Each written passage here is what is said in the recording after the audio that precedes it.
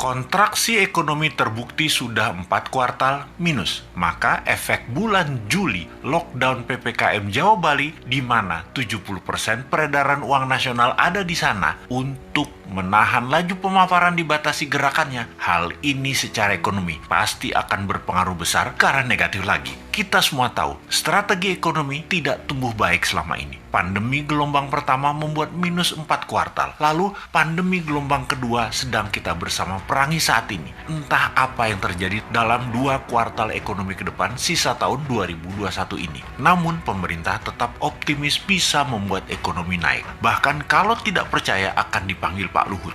Sehubungan dengan yang tidak percaya akan mendapatkan penjelasan Pak Luhut, maka saya mengacungkan tangan tinggi-tinggi dan berkata dengan keras, Saya Pak, yuk ngobrol Pak, bagaimana strateginya dan akan lakukan apa Pak agar ekonomi tumbuh. Kalau ternyata jawabannya dengan investor asing masuk, itu bukan jawaban yang bikin kami semangat Pak, yang lain dong. Kalau dengan pinjaman hutang, itu juga bukan sesuatu yang baru. 7 tahun ini hutang naik jadi 6.500 triliun dari 2.700 triliun sisa Pak SBY. Itu juga bukan sesuatu yang wah, malah sesuatu yang loh. Jadi, kalau ada yang tidak percaya mau dengar langsung dari Pak Luhut, terang saya menjadi orang nomor 1 ingin penjelasan. Saya Pak, kami berharap strategi baru yang dipakainya, bukan yang kemarin-kemarin yang terbukti membuat 4 kuartal minus, juga bukan yang membuat impor bertambah naik, juga bukan membuat tenaga kerja asing bertambah banyak di Indonesia. Yang baru Pak, yang segar, ada Pak. Juga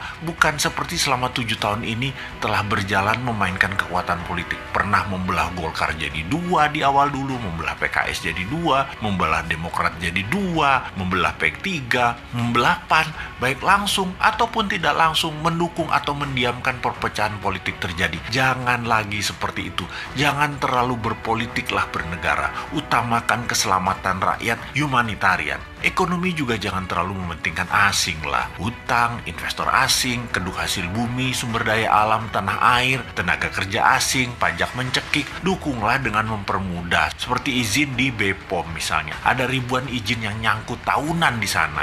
Juga berpihaklah dengan regulasi digital yang terbuka dan luas agar muncul startup unicorn atau dekakorn yang sampai saat ini nggak tumbuh-tumbuh lagi. Yang ada 5 unicorn itu juga produk sebelum 2014 kebanyakan. Bukan kebijakan selama 7 tahun berkuasa. Kalian belum membantu digital anak bangsa satu pun jadi unicorn karena kebijakan kalian. Mana janjinya? Ini hanya sedikit janji kampanye yang dipertanyakan generasi muda. Lalu ada mini lockdown Jawa Bali Juli ini. Akibatnya pasti melambat lagi 2 kuartal ke depan. Bisa minus lagi. Jangan sampai 6 kali minus loh ekonominya. Sampai akhir tahun 2021 ini minus. Itu berbahaya. Berat mesin ekonomi kalau turunnya terlalu dalam atau diamnya mesin terlalu lama. Yang New Mind takut adalah minyak crude oil yang saat ini $75 per barel.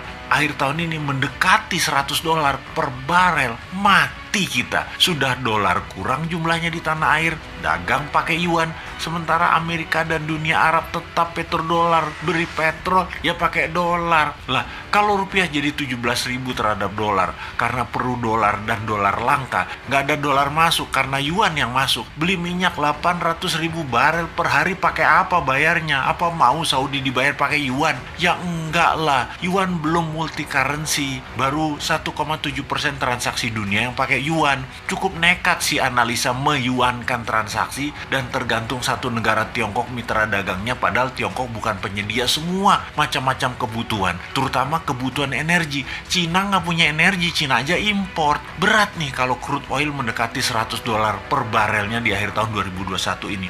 Di sisi lain, COVID mudah-mudahan melandai sejak akhir Juli ini. Semangat vaksin kita dukung kok bos.